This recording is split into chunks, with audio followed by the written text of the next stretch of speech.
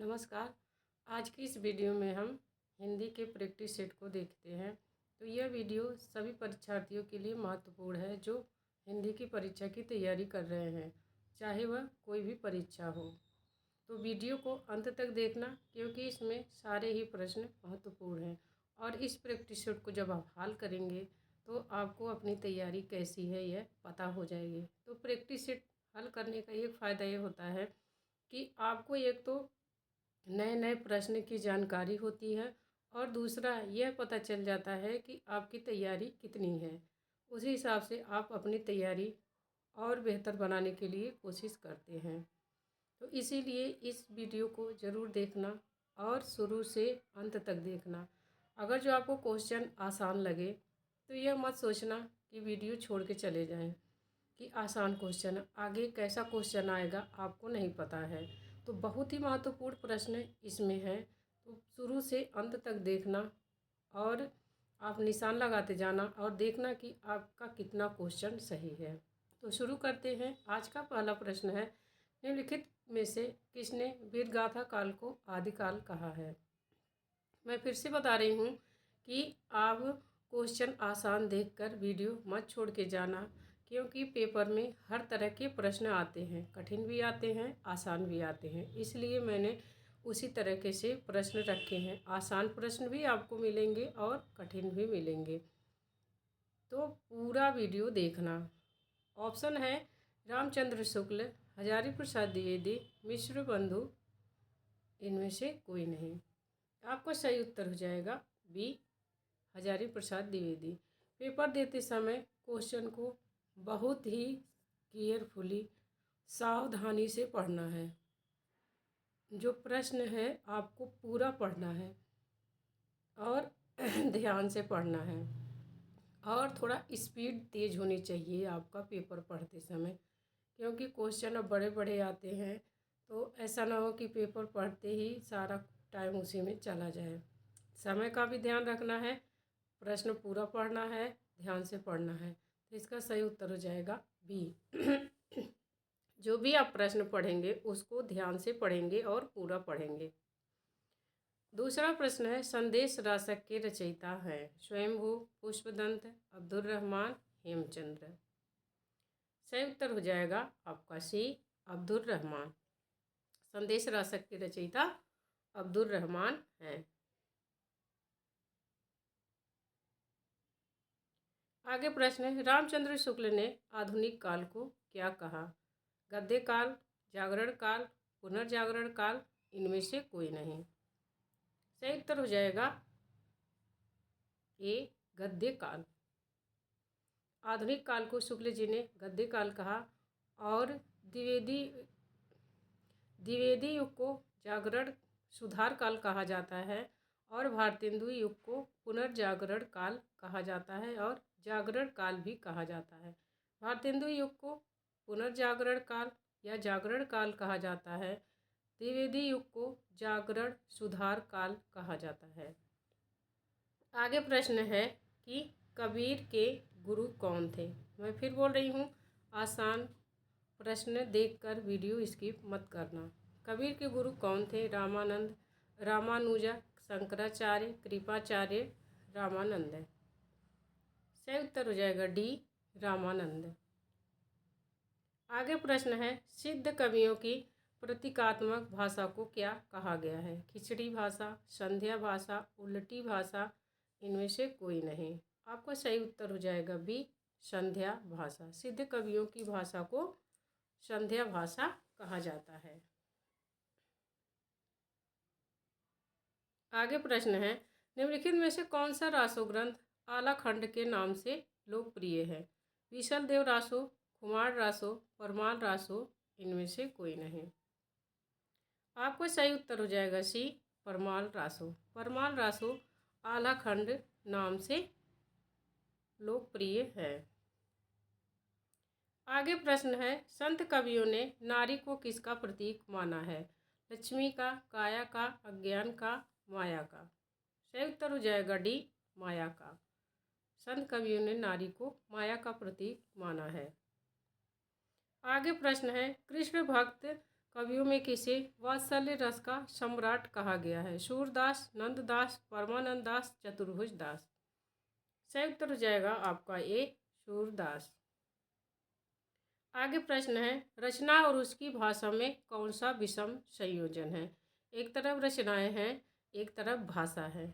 कौन सी रचना की भाषा विषम संयोजन है कि गलत है? पद्मावत अवधि, पार्वती मंगल ब्रज, विनय पत्रिका ब्रज, सूरसागर ब्रज। इसमें से कौन सी वो रचना है जो भाषा और उसका रचना से विषम संयोजन है? आपका सही उत्तर हो जाएगा बी, पार्वती मंगल। यह तुलसीदास की रचना है। पार्वती मंगल ब्रज भाषा में नहीं बल्कि अवधी भाषा में लिखी हुई है। मैंने इनकी रचनाओं पर तुलसीदास महत्वपूर्ण कवि हैं, इनकी रचना आपको आनी चाहिए। और कौन सी रचना किस भाषा में है ये तो आपको ज़रूर आनी चाहिए। आप देख सकते हैं कि प्रश्न आया है। प्रश्न पेपर में जो प्रीवियस ईयर क्वेश्चन मैंने कराए हैं उसमें आया हुआ है। तो अगर जो आप सोचते हो कि आपकी परीक्षा अब तक नहीं निकली है तो इस बार निकल जाए, तो इसके लिए आपको प्रीवियस ईयर क्वेश्चन ज़रूर हल करना है। और मैंने अपने चैनल पर हिंदी की जितनी भी परीक्षाएं हुई हैं, TGT, PGT, Rajasthan, Haryana, diet, assistant professor, MP और नेट, सारी परीक्षाओं के प्रीवियस ईयर क्वेश्चन मैंने सॉल्व कराए हैं।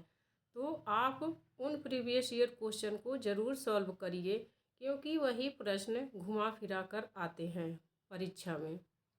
और मैंने तुलसीदास की रचनाओं पर ट्रिक भी बना रखी है। एक बार वो ट्रिक याद कर लेंगे तो तुलसीदास की कौन सी रचना ब्रजभाषा की है, कौन सी रचना अवधी भाषा की है, आपको याद हो जाएगी। ट्रिक से ये फ़ायदा रहता है। ट्रिक से मैंने भी एग्ज़ाम दिए हैं। जब मैंने अपनी एलटी की तैयारी कर रही थी तब मैंने ट्रिक से ऐसे याद करती थी रचनाएं। जो संस्कृत के आचार्य हैं उनकी जो कथन है उनको ट्रिक से याद करती थी, रचनाओं की ट्रिक याद करती थी।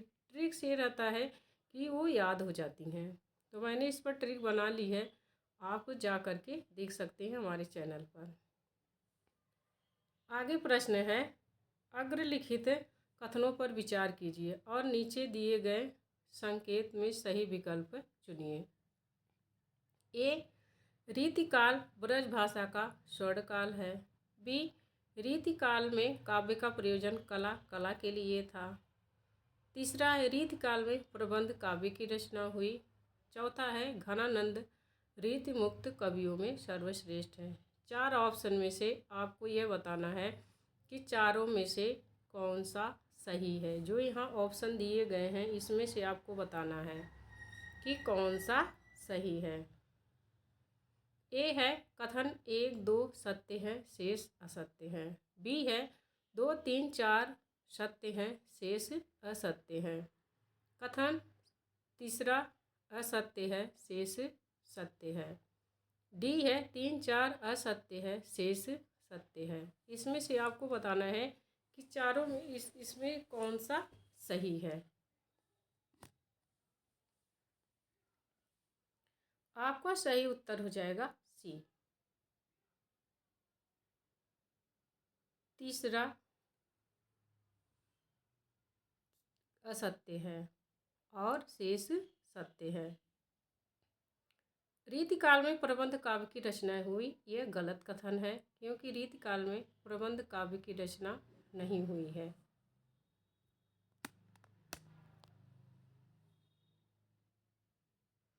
और जो तीनों ऑप्शन है यह तीनों सही हैं। रीतिकाल ब्रज भाषा का स्वर्णकाल कहा जाता है। रीतिकाल ने ही ब्रज भाषा को हिंदी साहित्य में महत्वपूर्ण स्थान दिलाया और रीतिकाल में काव्य का प्रयोजन कला के लिए था। घनानंद रीति मुक्त कवियों में सर्वश्रेष्ठ हैं। तीनों ऑप्शन सही है। आगे प्रश्न है, निम्नलिखित में से कौन भारतेंदु पूर्व लेखकों में नहीं है? भारतेंदु युग के पहले के लेखक में से कौन नहीं है? सदल मिश्र, लल्लू लाल, ईसा लखा, देवकीनंदन खत्री। आपका सही उत्तर हो जाएगा डी, देवकीनंदन खत्री।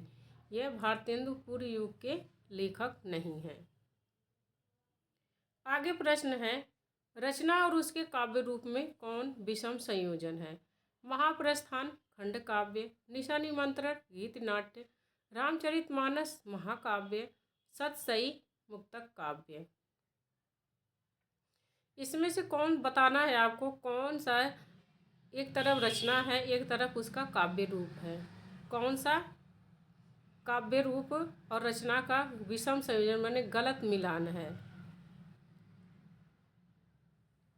महाप्रस्थान खंड काव्य, निशा निमंत्रण गीत नाट्य, रामचरितमानस महाकाव्य, सतसई मुक्तक काव्य। आपका सही उत्तर हो जाएगा बी, निशा निमंत्रण गीत नाट्य है, यह गलत है, बल्कि काव्य है इनका हरिवंश राय बच्चन का निशा निमंत्रण। आगे प्रश्न है, इनमें से सरस्वती पत्रिका के संपादक कौन थे? महावीर प्रसाद द्विवेदी, हजारी प्रसाद द्विवेदी, भारतेंदु हरिश्चंद्र, जयशंकर प्रसाद। आपका सही उत्तर हो जाएगा बी, महावीर प्रसाद द्विवेदी। आगे प्रश्न है, आत्मा की छाया, परमात्मा की छाया आत्मा में पड़ने लगती है और आत्मा की छाया परमात्मा में, यही छायावाद है। यह परिभाषा किसकी है? छायावाद के संबंध में यह परिभाषा किसकी है? जयशंकर प्रसाद, राम कुमार वर्मा, डॉक्टर नगेंद्र। आपका सही उत्तर हो जाएगा सी, राम कुमार वर्मा। यह छायावाद के संबंध में राम कुमार वर्मा का कथन है। जो आलोचकों और कवियों के विद्वानों के कथन होते हैं वह आपको ज़रूर याद करना चाहिए। और अगर जो आप चाहते हैं कि हिंदी की परीक्षा आप पास कर लें तो आपको प्रीवियस ईयर क्वेश्चन ज़रूर हल करिए और उसमें प्रश्नों के साथ साथ विस्तृत व्याख्या रहती है, उसे ज़रूर पढ़िए। शुक्ल जी की किताब पढ़िए और प्रैक्टिस सेट हल करिए। मैंने अपने इस चैनल पर शुक्ल जी की किताब से और सरस्वती पांडे, गोविंद पांडे के जो महत्वपूर्ण कथन है वो मैंने डाल दिए हैं, क्योंकि जब मैं तैयारी कर रही थी तब मैंने वो नोट्स अपने बनाए थे और मैंने उसमें महत्वपूर्ण जो हमें लगा वही मैंने चैनल पर डाला है, तो आप ज़रूर देखिए। आगे प्रश्न है, कामायनी के प्रथम सर्ग का क्या नाम है? जयशंकर प्रसाद की रचना कामायनी बहुत ही महत्वपूर्ण है और इनकी प्रसिद्धि का आधार है, इसीलिए आपको कामायनी के बारे में सारी चीज़ें पता होनी चाहिए। तो कामायनी के प्रथम सर्ग का क्या नाम है? श्रद्धा, चिंता, लज्जा, आशा। आपका सही उत्तर हो जाएगा बी, चिंता। कामायनी का प्रथम सर्ग चिंता है और इसमें मनोभावों के आधार पर जयशंकर प्रसाद ने इसका नाम रखा है चिंता, आशा, श्रद्धा। ये जो मनोभाव रहते हैं व्यक्ति के उसके आधार पर इसमें 15 सर्ग हैं। इसमें मनु, श्रद्धा और मानव, ईड़ा यह प्रमुख पात्र हैं और प्रत्येक पात्र इसमें प्रतीक है। मनु मन का प्रतीक है, श्रद्धा हृदय का प्रतीक है और जो उनका पुत्र मानव है वह मानव का प्रतीक है, मनुष्य का, और जो ईड़ा है वह बुद्धि का प्रतीक है। आगे प्रश्न है, आचार्य रामचंद्र शुक्ल का हिंदी साहित्य का इतिहास किस ग्रंथ की भूमिका हेतु लिखा गया था? नागरी प्रचारी ग्रंथ, हिंदी कोविदमाला, हिंदी कवियों का इतिहास, डी है हिंदी शब्द सागर। आपका सही उत्तर हो जाएगा डी, हिंदी शब्द सागर की भूमिका के लिए हिंदी साहित्य का इतिहास लिखा गया था। हिंदी शब्द सागर के लिए शुक्ल जी से कहा गया तो उसकी भूमिका लिखने के लिए, तो उन्होंने भूमिका इतनी बड़ी लिख दी कि वह हिंदी साहित्य का इतिहास बन गया। डी करेक्ट आंसर, हिंदी शब्द सागर। आगे प्रश्न है, अंधेर नगरी नाटक के रचनाकार हैं? भारतेंदु हरिश्चंद्र, अंबिका दत्त व्यास, बाल मुकुंद गुप्त, इनमें से कोई नहीं। आपका सही उत्तर हो जाएगा ए, भारतेंदु हरिश्चंद्र। अंधेर नगरी नाटक भारतेंदु हरिश्चंद्र का है। आगे है, तिलस्मी और अय्यारी उपन्यास लेखन में किसका नाम प्रसिद्ध है? वृंदावन लाल वर्मा, गोपाल दास गहमरी, देवकी नंदन खत्री, किशोरी लाल गोस्वामी। आपका सही उत्तर हो जाएगा सी, देवकी नंदन खत्री। यहाँ देवकी इनके क पे मात्रा नहीं है, तो आप अपने तरफ से मात्रा लगा लेना, देवकी नंदन खत्री। आगे प्रश्न है, सरस्वती पत्रिका कहाँ से निकलती थी? बनारस, इलाहाबाद, लखनऊ, कलकत्ता। सही उत्तर हो जाएगा बी, इलाहाबाद। आगे प्रश्न है, सरदार पूर्ण सिंह किस प्रकार के निबंध लेखक हैं? वर्णनात्मक, समीक्षात्मक, ललित निबंध, भावपूर्ण निबंध। सही उत्तर हो जाएगा डी, भावपूर्ण निबंध। ये भावात्मक निबंध लिखते हैं सरदार पूर्ण सिंह। आगे प्रश्न है, निम्नलिखित में कौन शुक्ल युग के निबंधकार नहीं हैं? रामचंद्र शुक्ल, श्याम सुंदर दास, विद्यानिवास मिश्र, पदुमलाल, पुन्नालाल बख्शी। सही उत्तर हो जाएगा आपका सी, विद्यानिवास मिश्र। विद्यानिवास मिश्र शुक्ल युग के निबंधकार नहीं हैं, बल्कि ये शुक्लोत्तर युग के निबंधकार हैं। आगे प्रश्न है, इनमें से उसने कहा था कहानी के लेखक कौन हैं? चंद्रधर शर्मा गुलेरी, प्रेमचंद, जयशंकर प्रसाद, ईसा अल्लाह खां। सही उत्तर हो जाएगा ए, चंद्रधर शर्मा गुलेरी। उसने कहा था कहानी के लेखक चंद्रधर शर्मा गुलेरी हैं। यह इसमें अमृतसर शहर का वर्णन हुआ है। यह प्रथम विश्व युद्ध की पृष्ठभूमि पर लिखी गई कहानी है और इसका प्रमुख पात्र लहना सिंह है। और इसके संबंध में आचार्य शुक्ल जी ने कहा है कि इसमें जो प्रेम का है वह स्वर्गीय रूप है वह अंदर से झांक रहा है। इसकी प्रशंसा शुक्ल जी ने की है। आगे प्रश्न है, तीसरी कसम कहानी के लेखक हैं? कमलेश्वर, अमरकांत, फणीश्वर नाथ रेणु, प्रेमचंद। आपका सही उत्तर हो जाएगा सी, फणीश्वर नाथ रेणु। तीसरी कसम उर्फ मारे गए गुलफाम, इसका पूरा नाम है तीसरी कसम उर्फ मारे गए गुलफाम, फणीश्वर नाथ रेणु की कहानी है। इसका जो पात्र है, वो जो नायक है वह हीरामन है और उसने 3 कसम खाई थी कि वह जो वो गाड़ीवान था अपने गाड़ी पर न लादने की, बांस की, चोरी के सामान की और एक कंपनी की औरत की। आगे प्रश्न है, गोपाल दास गहमरी किस प्रकार के उपन्यास लेखन के लिए प्रसिद्ध हैं? तिलस्मी, जासूसी, पौराणिक, ऐतिहासिक। सही उत्तर हो जाएगा आपका बी, जासूसी उपन्यास लिखने के लिए प्रसिद्ध हैं गोपाल राम गहमरी। इन्हें कर्नल डायल कहा जाता है। आगे रचनाएं, एक तरफ रचनाएं हैं एक तरफ रचनाकार हैं। आपको सुमेलित करना है कि कौन किसकी रचना है। संस्कृति के 4 अध्याय दिनकर की रचना है, 2 करेक्ट आंसर। आवारा मसीहा विष्णु प्रभाकर की रचना है, 3। आंसू जयशंकर प्रसाद की रचना है। अरे आया रहेगा याद अज्ञेय की रचना है। सही उत्तर हो जाएगा आपका डी, 2, 3, 4, 1।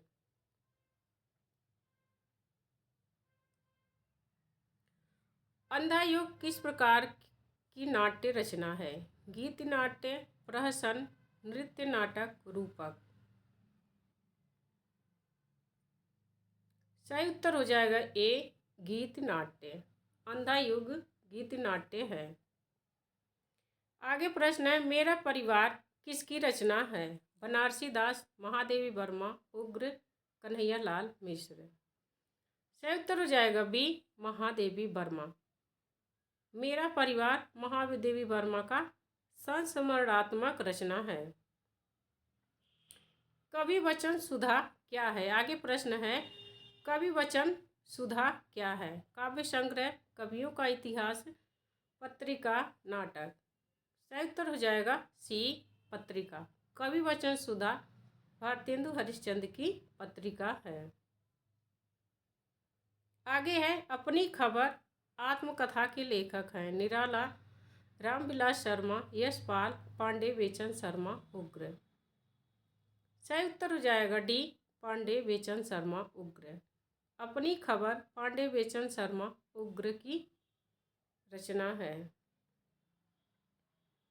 अज्ञेय का पूरा नाम क्या है? सही उत्तर हो जाएगा D, Sachchidanand Hiranand, sorry, A correct answer हो जाएगा सच्चिदानंद हीरानंद। अरे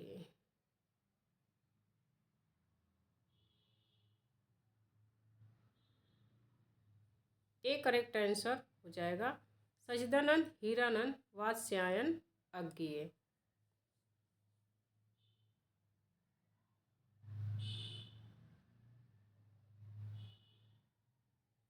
आगे प्रश्न है अबला जीवन है तुम्हारी यही कहानी, आंचल में है दूध और आंखों में पानी। पंक्ति के लेखक हैं जयशंकर प्रसाद, मैथिली शरण गुप्त, महादेवी वर्मा, सुभद्रा कुमारी चौहान। सही उत्तर हो जाएगा बी, मैथिली शरण गुप्त। यह मैथिली शरण गुप्त की काव्य पंक्तियां हैं। आगे है कलाधर उपनाम से ब्रज भाषा में काव्य रचना करने वाले प्रसिद्ध छायावादी कवि हैं सुमित्रा नंदन पंत, मुकुटधर पांडे, जयशंकर प्रसाद, निराला। सही उत्तर हो जाएगा सी, जयशंकर प्रसाद। जयशंकर प्रसाद कलाधर उपनाम से ब्रज भाषा में रचना लिखते थे, यह ध्यान रखना। कवियों के मूल नाम और उपनाम आपको याद होने चाहिए, और कौन सा कवि दूसरी भाषाओं में किस नाम से रचना लिखता है यह भी याद होना चाहिए।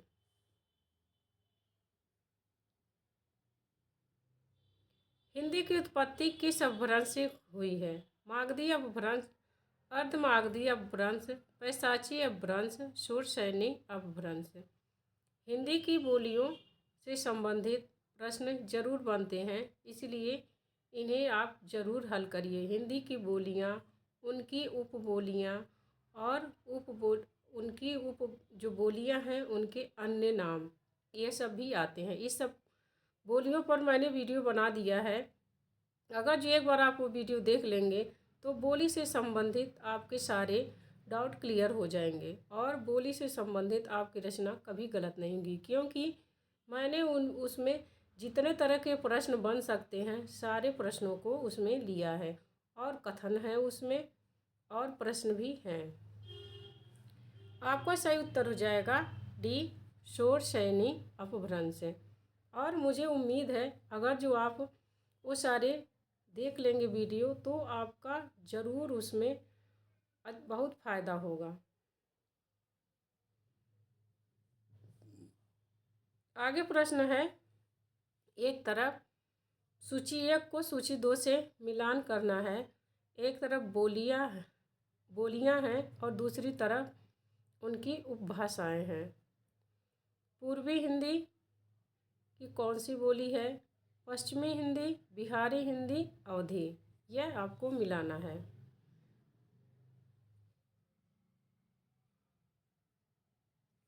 पूर्वी हिंदी की बोली है अवधी, चौथा सही है।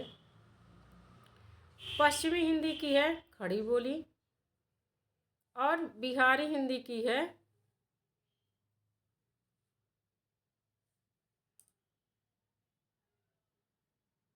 मैथिली, राजस्थानी की है मालवी। सही उत्तर हो जाएगा आपका बी। 4, 3, 2, 1। पूर्वी हिंदी की अवधी, पश्चिमी हिंदी की खड़ी बोली, बिहारी हिंदी की मैथिली और राजस्थानी हिंदी की मालवी।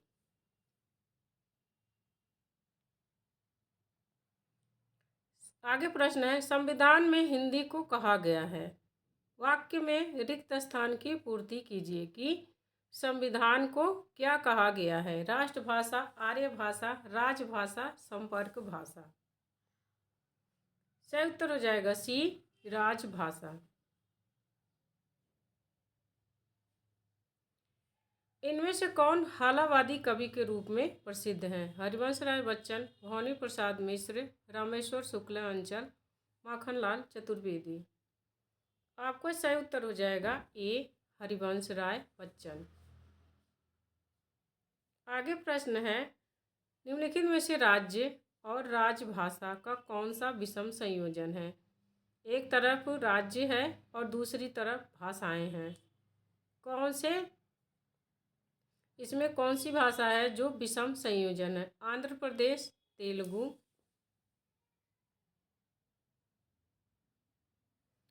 गुजरात गुजराती, हरियाणा हिंदी, उत्तराखंड कुमाऊनी। आपका सही उत्तर हो जाएगा डी, उत्तराखंड कुमाऊनी। यह विषम संयोजन है।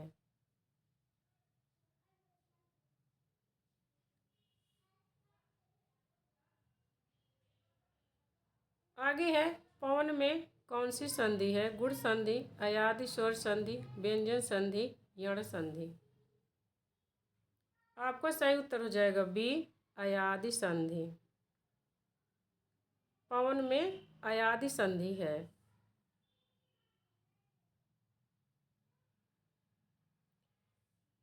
हिंदी भाषा किस लिपि में लिखी जाती है? ब्राह्मणी, रोमन, देवनागरी, गुरमुखी। सही उत्तर हो जाएगा सी, देवनागरी। निज भाषा उन्नत यह है, सब उन्नति को मूल, बिन निज भाषा ज्ञान को मिटत नहीं को सूल। यह किसकी काव्य पंक्तियाँ हैं? जगन्नाथ दास रत्नाकर, मैथिली शरण गुप्त, प्रताप नारायण मिश्र, भारतेंदु हरिश्चंद्र। सही उत्तर हो जाएगा डी, भारतेंदु हरिश्चंद्र। अग्रलिखित में किसने अलंकार को काव्य की आत्मा नहीं माना है? भरत मुनि, भामह, दंडी, केशवदास। किसने माना है काव्य की आत्मा, किसने नहीं? यह प्रश्न पूछ रहा है किसने काव्य की आत्मा नहीं माना है। सही उत्तर हो जाएगा ए, भरत मुनि। भरत मुनि ने अलंकार को काव्य की आत्मा नहीं माना। मैंने भारतीय काव्य शास्त्र पर विस्तृत वीडियो बना दिया है और रस से संबंधित, अलंकार से संबंधित जितने भी प्रश्न बन सकते हैं मैंने वह सब बना दिया है। तो एक बार आप उनको देखिए, मुझे विश्वास है वो ज़रूर आपके लिए हेल्पफुल करेंगे और परीक्षा में उसमें से ज़रूर प्रश्न मिलेंगे। क्योंकि काव्य को अलंकार की आत्मा किसने माना है, किसने नहीं माना है, रस को किसने माना है, किसने नहीं माना, ध्वनि को, सारे संप्रदायों पर मैंने इसमें विस्तृत वीडियो बना रखा है। आगे प्रश्न है, निम्नलिखित में से कौन सा काव्य गुण है? ओज, माधुर्य, प्रसाद, उपर्युक्त सभी। सही उत्तर हो जाएगा डी, उपर्युक्त सभी। यहाँ पर सुमेलित करना है, एक तरफ आपके अस्थाई भाव हैं और एक तरफ रस है।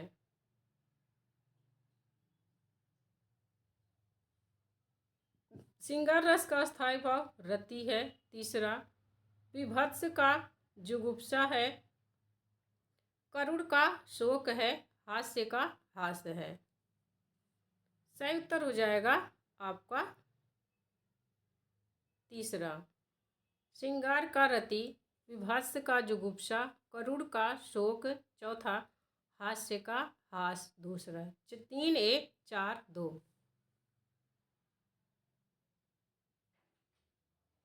आगे प्रश्न है, बुंदेलो हर बोलो के मुख हमने सुनी कहानी थी, खूब लड़ी मर्दानी वह तो झांसी वाली रानी थी। इन पंक्तियों में कौन सा रस है? रौद्र, वीर, श्रृंगार, भयानक। सही उत्तर हो जाएगा बी, वीर रस। इनमें, इन काव्य पंक्तियों में वीर रस है। आगे प्रश्न है, कहत नटत रीझत खिजत, मिलत खिलत लजियात, भरे भवन में करत है, नैनन ही सो बात। इस दोहे में रस बताइए। श्रृंगार, अद्भुत, करुण, शांत। सही उत्तर हो जाएगा ए, श्रृंगार रस। आगे प्रश्न है, कनक कनकते सौ गुनी, माँ दकता अधिकाय, वा खाए बौराय जग, या पाए बौराय। पंक्तियों में कौन सा अलंकार है? उपमा, श्लेष, यमक, उत्प्रेक्षा। सही उत्तर हो जाएगा सी, यमक अलंकार। यमक अलंकार की परिभाषा यही है जहाँ पर एक से अधिक शब्द आए और उनका शब्द अलग अलग हो, वहाँ पर यमक अलंकार होता है। आगे प्रश्न है, किस छंद में पहले 2 चरण दोहा और बाद के 4 चरण रोला छंद के होते हैं? हरिगीतिका, कुंडलिया, चौपाई, वसंत, तिलका। सही उत्तर हो जाएगा बी, कुंडलिया। कुंडलिया के पहले 2 चरण दोहा के होते हैं और बाद के 4 चरण रोला के होते हैं। आगे प्रश्न है, लख मुख जिसका मैं आज लो जी सकी हूँ, वह हृदय हमारा नेत्र तारा कहाँ है? पद में कौन सा छंद है? मालिनी, गीतिका, हरि गीतिका, इंद्र वज्रा। सही उत्तर हो जाएगा ए, मालिनी। आगे प्रश्न है, देवस्थान रहस्य किसका उपन्यास है? जयशंकर प्रसाद, प्रेमचंद, रामचंद्र शुक्ल, बालकृष्ण भट्ट। सही उत्तर हो जाएगा बी, प्रेमचंद। देवस्थान रहस्य प्रेमचंद का उपन्यास है। आगे प्रश्न है, शब्द किसे कहते हैं? एक या एक से अधिक ध्वनि समूह को, एक या एक से अधिक वर्ण समूह को, सी सार्थक वर्ण समूह को, डी ध्वनि की लघुत्तम इकाई को।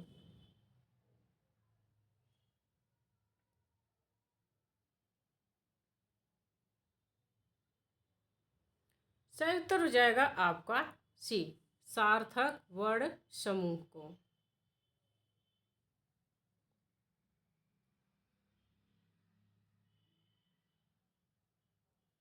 आगे प्रश्न है, निम्न में से कौन तत्सम शब्द का विषम संयोजन है? अश्रु आंसू, कुंभकार कुम्हार, हस्ती हाथ, नारिकेल नारियल।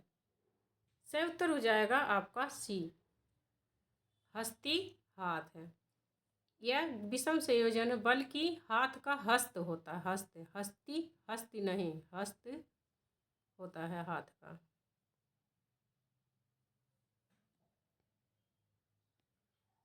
आगे है, निम्न में से कौन देशज शब्द नहीं है? लोटा, सुनार, आसपास, सुनार, गड़बड़।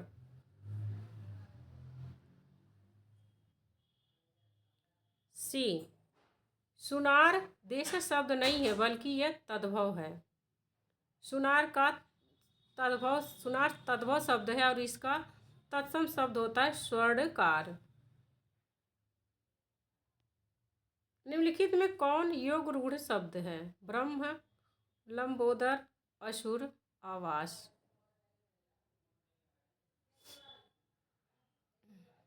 सही उत्तर हो जाएगा आपका बी, लंबोदर। लंबोदर योग रूढ़ शब्द है।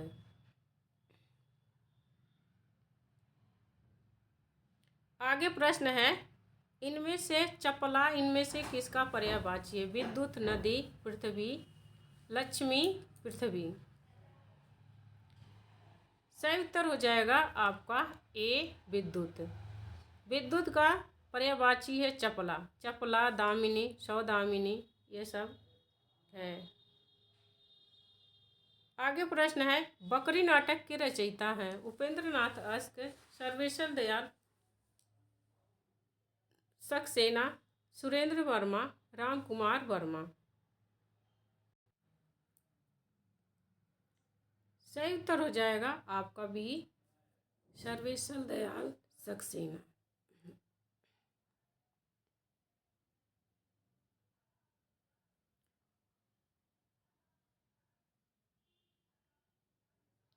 आगे प्रश्न है, आगे प्रश्न है, मुझसे यह काम न हो सकेगा। वाक्य में कौन सा कारक है? संप्रदान, अपादान, संबंध, करण।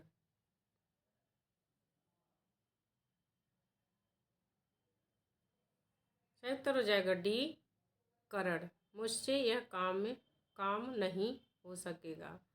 इसमें करण तत्पुरुष है। करण तत्पुरुष का कारक चिन्ह होता है से या के द्वारा।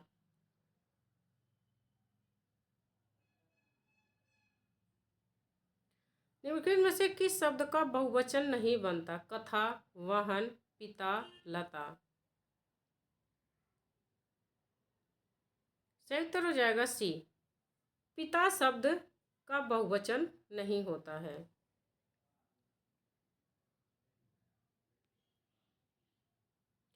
आगे है, मित्र की भाववाचक संज्ञा है।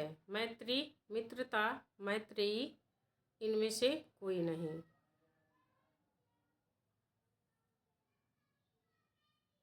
सही उत्तर हो जाएगा बी, मित्रता। मित्र की भाववाचक संज्ञा है मित्रता। आगे है, उद्घाटन में उपसर्ग कौन सा है? उत, उद, उ, टन। सही उत्तर हो जाएगा ए, उत, धन, घाटन, उद्घाटन।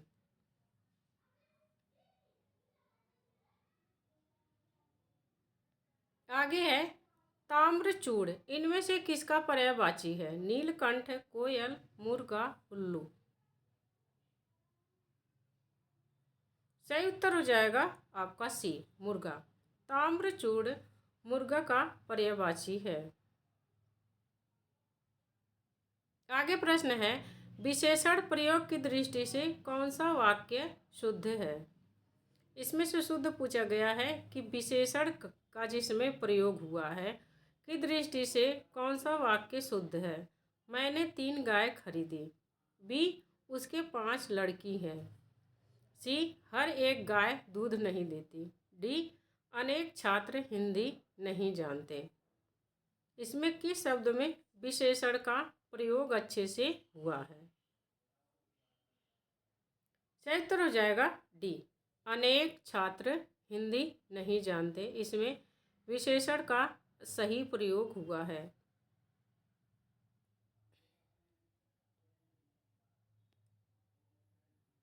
निम्नलिखित में कौन सा शब्द पुल्लिंग नहीं है? वज्र, भगदड़, बसंत, सींग।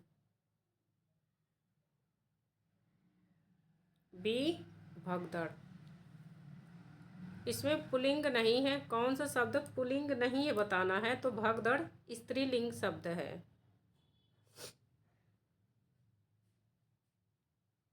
आस्तिक का विलोम क्या होगा? अनिश्वरवादी, अंधविश्वासी, नास्तिक, रूढ़िवादी।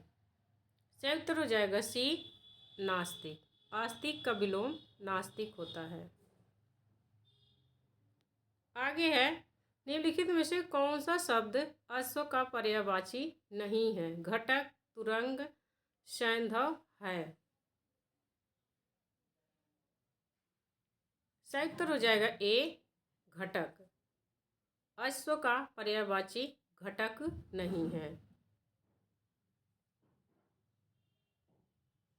प्रश्नों को ध्यान से पढ़ना है, आपको ऑप्शन भी ध्यान से पढ़ना है। आगे प्रश्न है, कलेजा मुंह को आना मुहावरे का अर्थ है? मिचली आना, अत्यधिक घबरा जाना, चक्कर आना, डर जाना। सही उत्तर होगा डी, डर जाना। सॉरी, कलेजा मुंह को आना। सही उत्तर हो जाएगा बी, अत्यधिक घबरा जाना।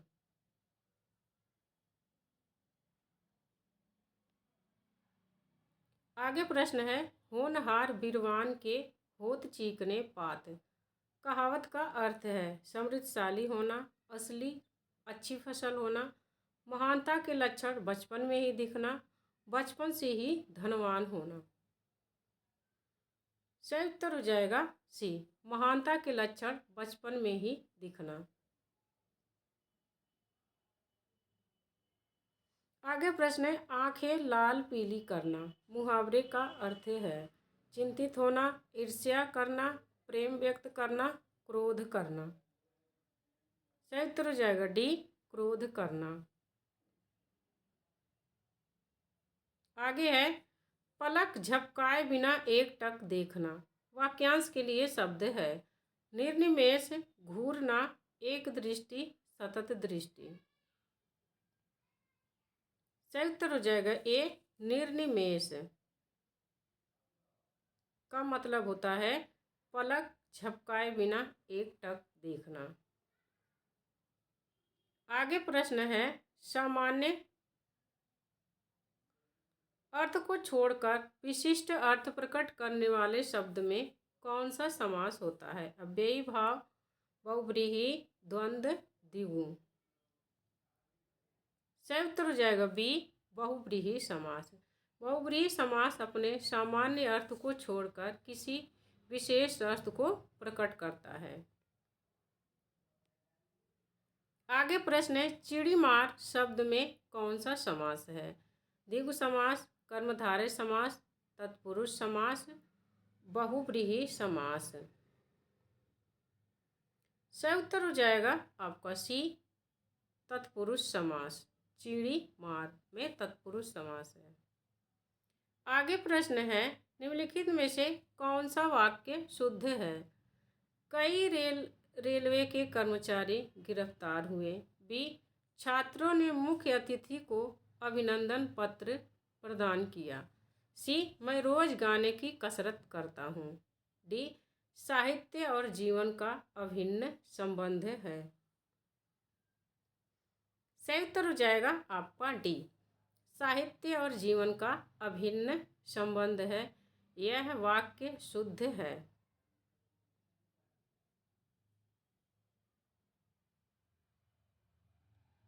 आगे प्रश्न है निम्नलिखित में से कौन सा शब्द शुद्ध है? आशीर्वाद। इसमें बताना है कि आपको कौन सा सही है। सही उत्तर हो जाएगा सी, आशीर्वाद। आगे प्रश्न है कविंद्र में कौन सी संधि है? दीर्घ संधि, वृद्धि, गुण, यण। सही उत्तर हो जाएगा आपका ए, दीर्घ संधि। कवि, धन, इंद्र। दीर्घ संधि में दो समान स्वर आते हैं, सजातीय स्वर आते हैं, तो वहां पर दीर्घ संधि होती है। दीर्घ जो संधि होती है परीक्षार्थियों को बहुत थोड़ी टफ लगती है, तो मैंने इस पर एक प्रैक्टिस सेट इसका बनाया है। उसमें मैंने संधि को पहचानने की ट्रिक बताई है कि कौन सी संधि आप कैसे पहचानेंगे, किसकी संधि बिना उसकी परिभाषा याद किए बिना कुछ किए। तो आप वह देख लीजिए, आपका संधि से संबंधित जो डाउट हैं सारे क्लियर हो जाएंगे और संधि आसान लगने लगेगी। आगे है निम्नलिखित में से किस वाक्य में विस्मयादिबोधक चिन्ह का सही प्रयोग है? आह कितना सुंदर दृश्य है। बी, आह कितना तड़पा कर मारा है। सी, अरे मूर्ख कभी तो अक्ल से काम ले। उपर्युक्त सभी। सही उत्तर हो जाएगा डी, तीनों शब्दों में विस्मयादिबोधक चिन्ह का सही प्रयोग हुआ है। आगे है निम्नलिखित में कौन सा शब्द अशुद्ध है? आजीविका, छिपकली, शांति, गृहिणी। सही उत्तर हो जाएगा बी, छिपकली।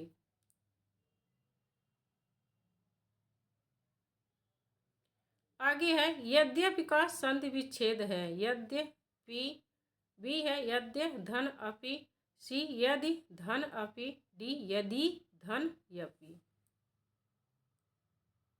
सी करेक्ट आंसर हो जाएगा यदि धन अपि, यद्यपि। आगे प्रश्न है नैषधीय चरितम की कथा वस्तु महाभारत के किस पर्व से संबद्ध है? भीष्म पर्व, सभा पर्व, शांति पर्व, वन पर्व। आपका सही उत्तर हो जाएगा डी, वन पर्व। मैंने संस्कृत के आचार्यों जो संस्कृत के कवि हैं उनकी जितनी भी रचनाएं हैं इस पर भी वीडियो बना रखा है, तो आप चैनल पर जाके वह वीडियो देख लेंगे तो संस्कृत के प्रश्न आपके कभी गलत नहीं होंगे, क्योंकि उसमें जितने भी प्रकार के प्रश्न बन सकते हैं मैंने उतने सारे प्रश्न उसमें रखे हैं। आगे है, श्री हर्ष किस राजा की सभा में पंडित थे? समुद्रगुप्त, जयचंद, चंद्रगुप्त, इनमें से कोई नहीं। सही उत्तर हो जाएगा बी, जयचंद। श्री हर्ष जयचंद के सभा पंडित थे। आगे प्रश्न है, महाकाव्य की बृहत्त्रयी में कौन सा महाकाव्य नहीं है? रघुवंशम, किरातार्जुनीयम, शिशुपाल वधम, नैषधीय चरितम। यह बृहत्त्रयी और लघुत्रयी प्रश्न जरूर पूछता है संस्कृत का। आपका सही उत्तर हो जाएगा ए, रघुवंशम। बृहत्त्रयी में कौन सा महाकाव्य नहीं है? रघुवंशम है। यह आपके काम की चीज़ नहीं है। काम की चीज़ यह है कि आप ये जो तीनों बृहत्त्रयी हैं इन्हें याद कर लो, क्योंकि अगर जो बृहत्त्रयी पूछेगा तो ये तीनों रचनाएं रहेंगी और कोई अन्य रचना दे देगा। तो किरातार्जुनीयम, शिशुपाल वधम और नैषधीय चरितम यह संस्कृत महाकाव्य के बृहत्त्रयी महाकाव्य हैं। एक बार फिर से देखिए, किरातार्जुनीयम, शिशुपाल वधम, नैषधीय चरितम।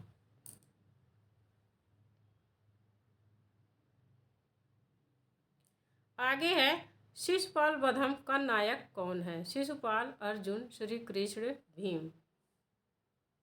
सही उत्तर हो जाएगा सी, शिशुपाल वधम का नायक श्री कृष्ण हैं। आगे प्रश्न है, कौन सा ग्रंथ कालिदास का है?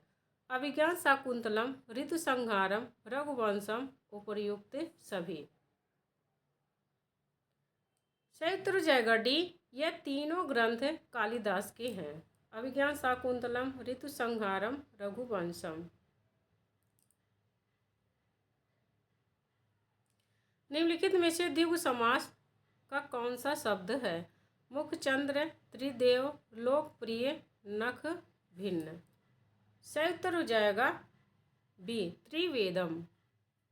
द्विगु समास की परिभाषा ये है कि उसका जो पहला पद होता है वह संख्यावाची होता है।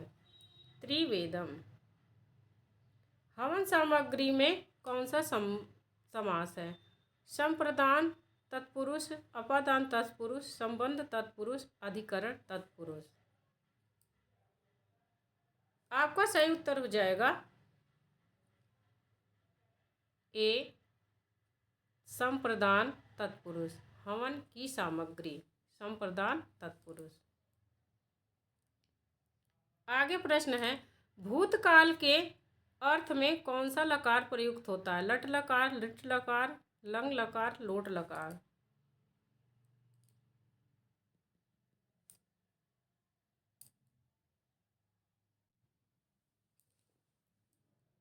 आपका सही उत्तर हो जाएगा सी, लंग लकार। भूतकाल के लिए लंग लकार शब्द प्रयोग होता है। आगे प्रश्न है, रुद्र धातु का लोट लकार प्रथम पुरुष एक वचन में कौन सा रूप बनेगा? रोदतु, रोदताम, रोदंतु, रोदितु। आप जो ये है धातु है इनका एक धातु याद कर लीजिए, जैसे पठ धातु, लिख धातु, एक का पांचों याद कर लेंगे उससे बन जाता है हर। बस एक आपको याद करना है।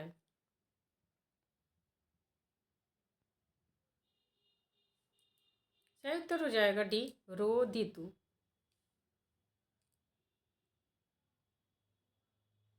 आगे प्रश्न है, नदी शब्द का द्वितीय बहुवचन रूप है? नदीन, नदी, नद्य, नदी भी। सही उत्तर हो जाएगा बी, नदी है।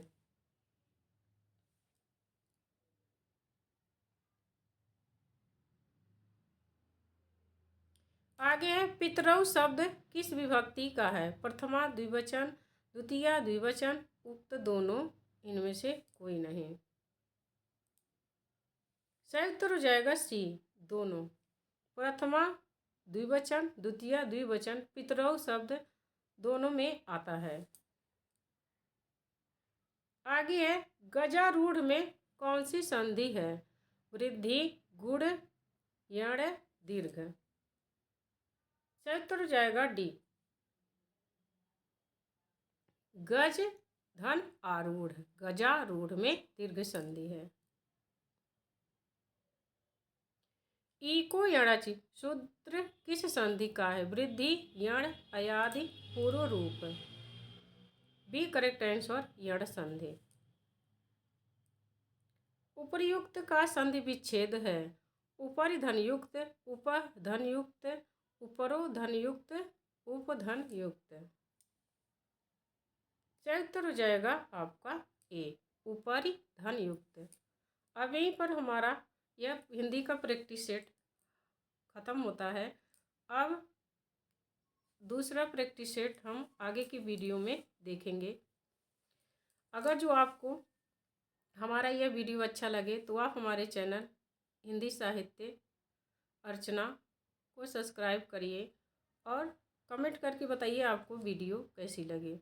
और एक बार चैनल पर जाकर सारा वीडियो देख लेंगे तो आप कोई भी परीक्षा की तैयारी कर रहे होंगे तो आपको उसमें ज़रूर सफलता मिलेगी। मुझे यह पूरा विश्वास है, क्योंकि मैंने ऐसे ऐसे प्रश्न उस पर डाले हैं कि लोग क्या करते हैं कि जो बहुत नामी रहते हैं, नामी क्रिएटर रहते हैं यूट्यूब के, और फ्री की चीज़ें कोई वैल्यू नहीं रखता, तो नाम के पीछे लोग भागते हैं। एक बार आप अगर जो पूरा वीडियो देख लेंगे, अच्छे से उसको लिख लेंगे, फिर आप बताना कि आप अगर जो परीक्षा न पास हो तो आप हमें बताना। तो आगे के प्रैक्टिस सेट को हल करने के लिए हम मिलते हैं आगे के वीडियो में। तब तक के लिए नमस्कार।